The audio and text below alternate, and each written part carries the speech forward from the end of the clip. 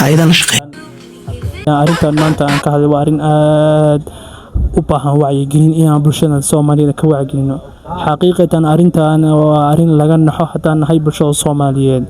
bal daawal dhalinyarada Soomaali waxa ay sameynayaan iyo waxa ay u moodaan qurux. waxaan rabaa dhowr qodob oo muhiim ah oo weliba anoona cidna taageereen oo iga tahay wacyigelin bulshada Soomaaliyeed si ay dhalinyarada bulshada ka dambaysa ay u noqoto wacyigelin ay u noqon role model. horta dhalinyarada Soomaalida waxa ay sameynayaan waxa laga yaabaa inaysan u lahayn aqoon badan. haddayna u leeyihiin aqoon badanna ma ay sameeyaan. dharka ay qabaan waa dhar dad caana lagu sooco oo weliba dadka adduunka ugu liito oo loo yaqaano qowmuluudka ama kuwa khaniisnimada fidiya. dharka ay qabaan waxaa loo yaqaanaa structure black blazer. waa dhar la gado. dharkani lama gado ee waa la tolaa bis. tolmadooda dharka markii la toliyo waxa ay ku kacaysaa lacag dhan 1500 ilaa 3000 dollar. waa lacag said u badan haddaan nahay bulshada Soomaaliyeed marnaba aan dhar siisanayn.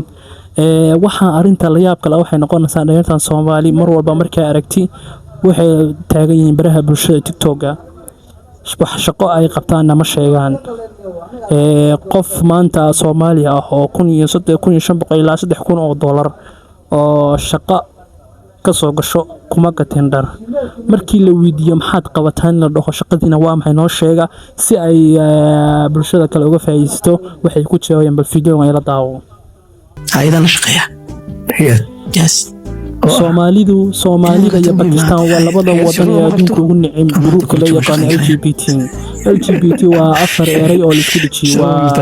markii ay qolada gaaladu ay dhaheen maxaa ahayd khaniisnimo la qurxiyay waxa loo soo gaabay LGBT waxa loo soo gaabay lesbian waa niya naagti maxaa ahayd jida waxa loo soo gaabay bida waxa loo gaabay bisexual tida waxa transgender oo ninkii iska dhigi karo naagninba.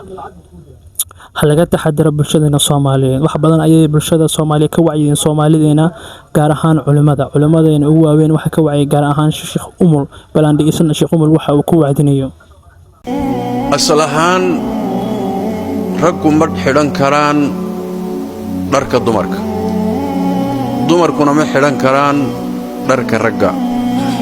asalku waa sida nabigeenu wuxuu sallallahu alayhi wasallam لعن الله المتشبهين من الرجال بالنساء ولعن الله المتشبهات من النساء بالرجال.